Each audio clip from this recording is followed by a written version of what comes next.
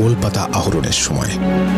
প্রতি বছর এই মৌসুমে সাতক্ষীরা, বরগুনা, বাগেরহাট ও পটুয়াখালীর হাজার হাজার বাওয়ালি গোলপাতা আহরণ করে নৌকার মাধ্যমে পরিবহন করে এবং তা বিক্রির কাজ করে।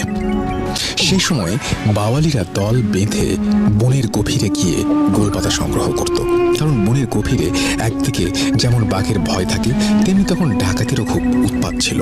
প্রতিটি বাওয়ালি দলে একজন মানুষ দলের প্রধান হিসেবে থাকত। সে মূলত তার দলকে সংঘবদ্ধভাবে বনের মধ্যে নিয়ে যাওয়া এবং একসাথে ফেরত আনার দায়িত্ব পালন করত।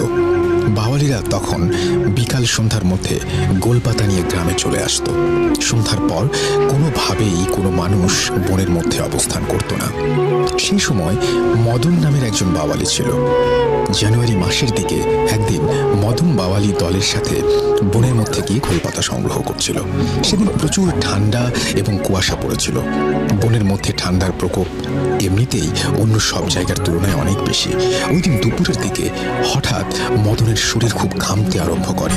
অন্যান্য বাওয়ালিরা মদনকে একটু বিশ্রাম নিতে বলে।